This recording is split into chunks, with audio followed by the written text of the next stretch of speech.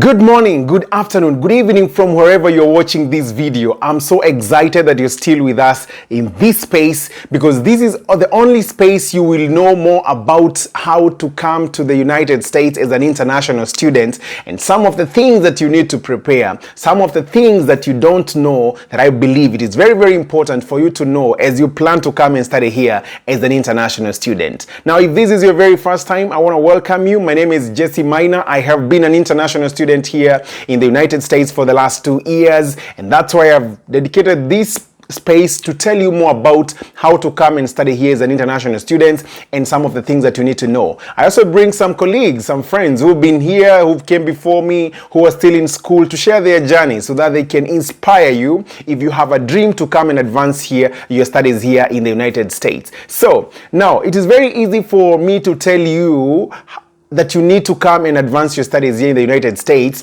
but it's also very equally important for me to tell you what are some of the things that you need. Exactly. For today, we'll be talking about what are some of the visas that allows you to come and study here as an international student.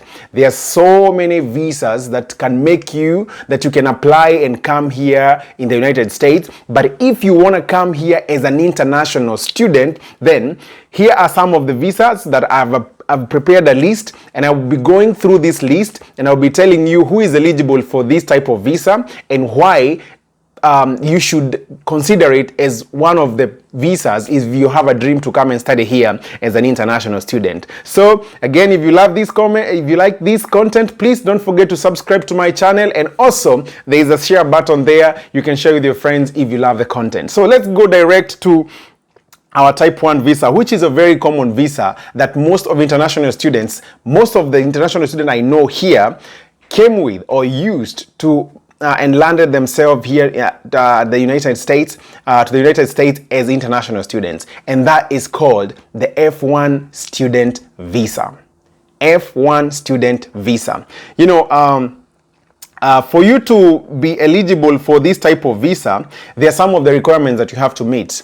But this one allows you only to come as an international student who is willing to come and study either undergraduate degree, graduate degree, or doctoral degree.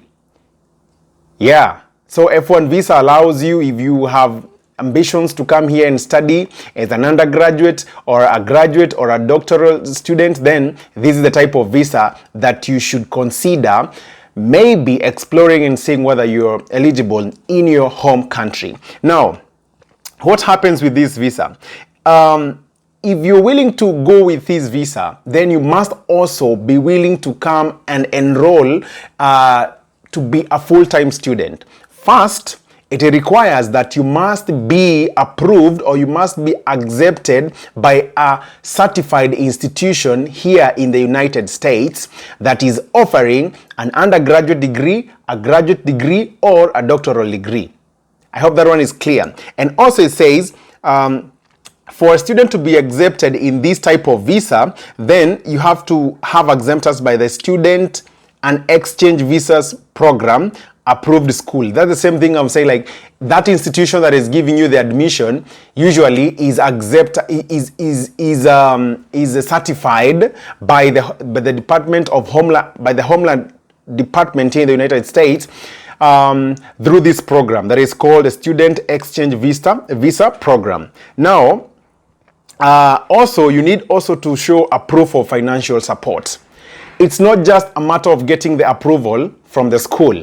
No, you also need to get proof of funding. You know, so many people, that's where you start looking for bank statements, you start looking for people to sponsor you for scholarship and all those kind of things. Yeah, as long as you can show that you have a proof of funding and you have been accepted, or you have found a school that offers a program that it is something that you want to explore here in the United States, then you qualify for this one, which is called the F1 student visa. So first thing is you must be given an admission or being accepted by an institution that is certified here in the United States, and also have proof of funding. You must also have proof of funding. Another thing is to commit that after your education, whether you're coming here for 4 years for your undergraduate, or you're coming here for 2 years for your graduate, or maybe you're coming here for 5 years for your doctorate studies, then you must also commit that after you're done with your studies, then you will go back to your home country. That has to be there, because the reason for, or the aim for this visa is not just to keep you here. No, it's to give you a chance to come here and study your degree, and also commit that after you have done, you have completed your studies, then you're willing to go back home and also maybe use your skills that you've gained here in the United States to in your home country. So that is the most common student visa that most students comes here with. And I wish and I hope that you get a chance to explore and see whether is it available in your or is your country eligible for this type of visa. But I think most countries are eligible. So go search it, go see whether you qualify for all those things. Do you have proof of funding? Do you have an institution that is ready to give you an admission? And then boom, you just apply for your visa interview, go to the consular, and then if you're lucky, you get it, and then you're ready to come here as an international student. Now, type 2 visa is called J1 Exchange Visitor Visa for cultural exchange programs. I'll repeat, J1 Exchange Visitor Visa for cultural exchange programs. Now, which type of visa is this? Now, this J1 visa is for students who are participating in exchange programs, such as those organized by maybe by the US government agencies, or maybe universities or NGOs. For example, when I went to school, I had some friends, because at some point I used to work with the International Students Office, and I used to help international students who are transitioning from their home countries to come here and help them to settle within the school.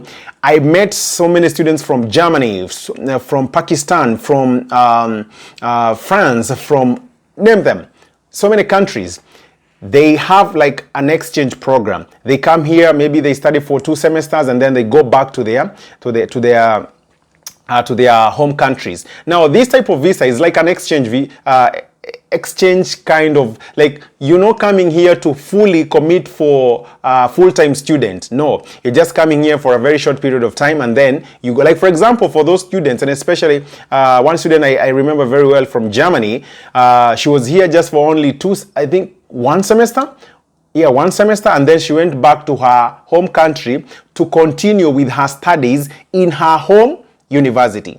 So this type of visa, J1 Exchange Visitor Visa, it's eligible for that. Some government agencies, maybe some NGOs, can also decide to help you apply for this. So you can look for those non-governmental organizations and see whether, if you're working with one of them, you can ask whether they have this allowance to maybe for you. So you never know. So this is another type of visa that enables students come and study here as international student. Now, what are some of the eligibility criteria here?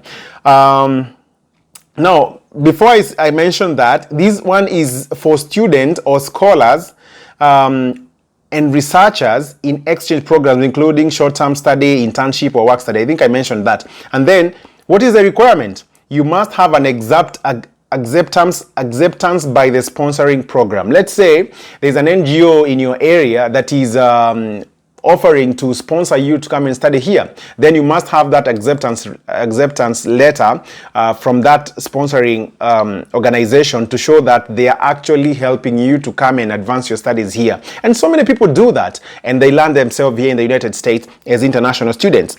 So that's a J1 visa. Also, you must have proof of funds and also have a health insurance. So this one demands for health insurance and also proof of funding. For example, if an organization, if an NGO, or if an NGO is offering to sponsor you to come and study here, then they also must prove like they are willing to commit to pay for your tuition fee and your living expenses here for the period of time that you'll be here. So that's some of the things. And also have a valid health insurance, because health insurance here in the United States is very expensive. So you must equip yourself with that, which is a requirement for this type of visa. So we have mentioned about F1 student visa and J1 exchange visitors visa. So another type of visa which is not like commonly used or commonly known by so many people is called the M1 visa. Now this M1 visa is for vocational and technical school. Maybe for example you're coming here to study a specific vocation, or maybe you're coming here to study a specific a technical skill. For example, if you're coming here to do something like culinary arts, maybe those people who love to cook and stuff, you're coming just to study to a specific institution, then you're eligible for this type of visa, M1 visa. Or maybe you're coming here for something like flight training.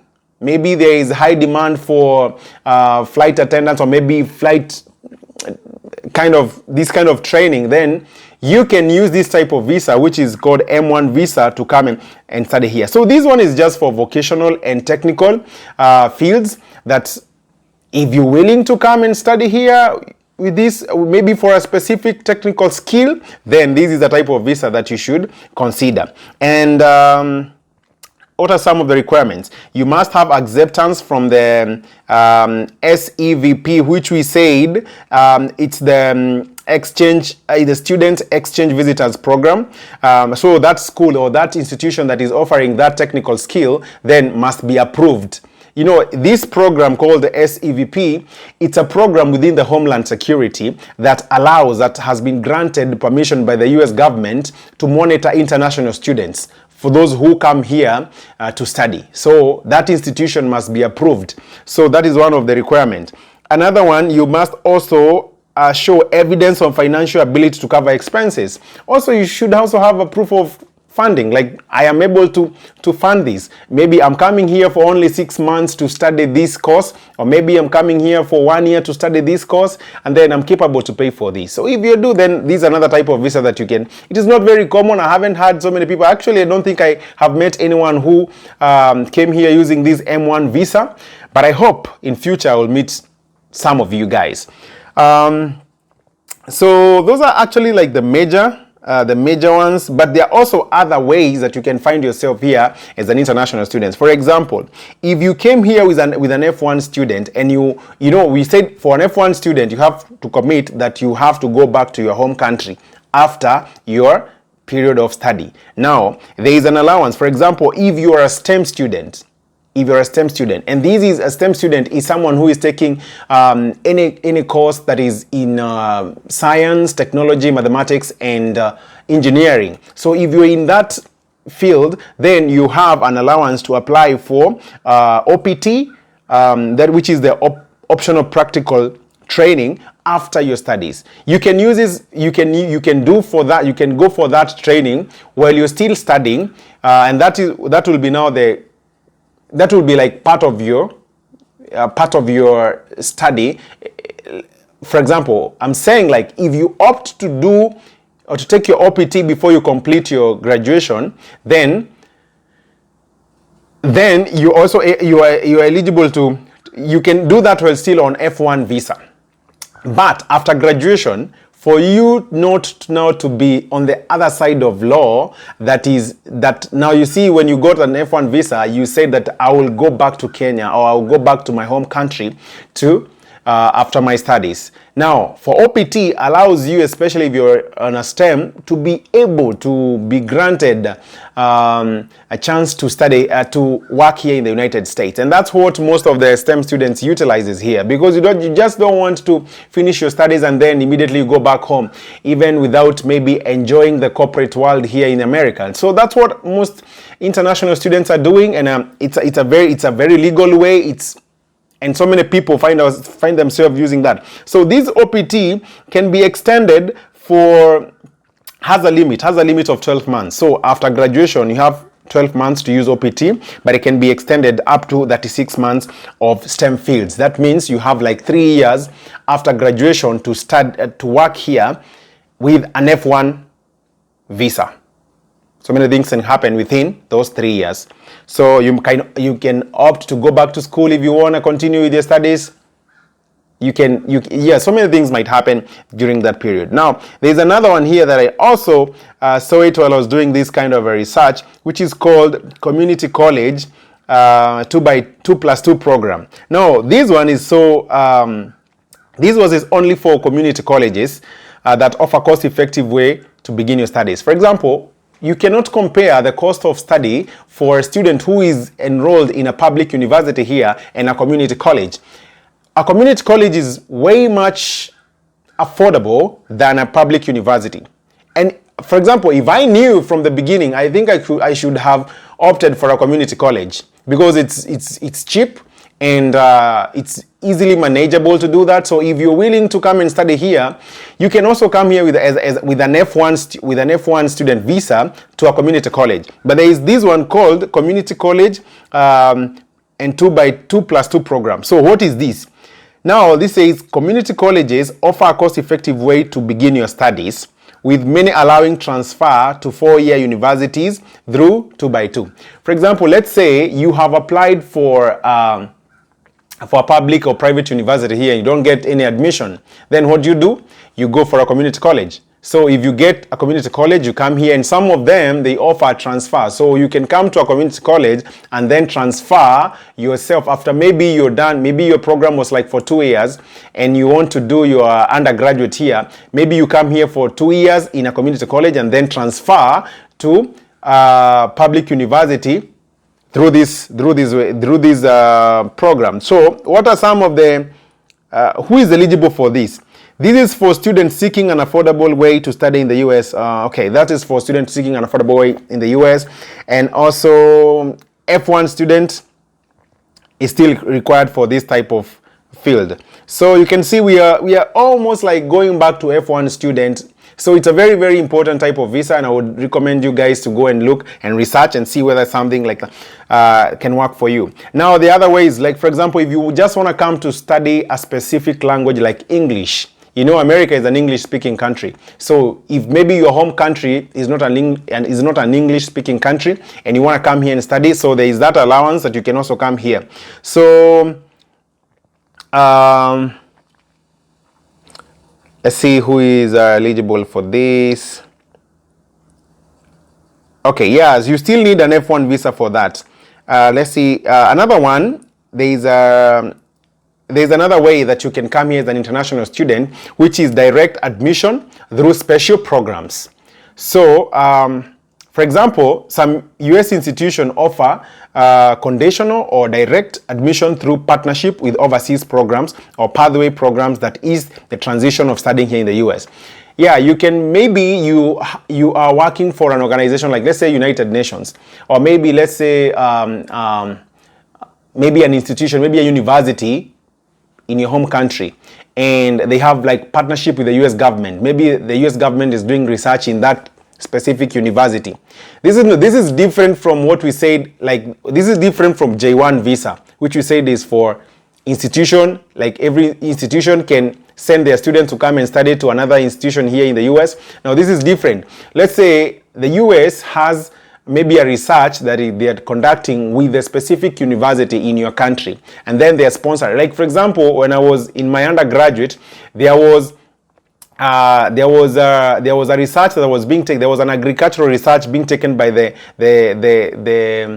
Japanese country, by Japan, and needed some of the students to apply to go for that kind of exchange training. You see, this is not for all institutions within the country. It's just that specific institution. So the US government might give you like a direct admission, or maybe it can be conditional. Now for this one, you need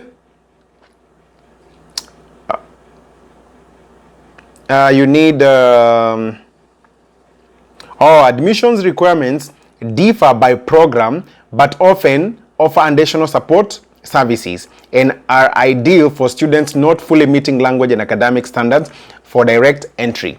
So you see, now this one will differ depending with the program that you're taking. So that's why it is very different with a J1 visa. So I would recommend, I know those are just some of the ways that you can find yourself here in the United States as an international student. And once you get that visa, make sure that some of the tips that I can give you is just do your own research and make sure that once you get in the US, you keep the requirements of that type of visa, because if you mess up with it, then you find yourself in the wrong side of the law. So that's all I have for you. And yeah, I hope that you've learned 1 or 2 tips, and then I hope that if you like this content, please subscribe to my channel, and also remember that there is a lot coming.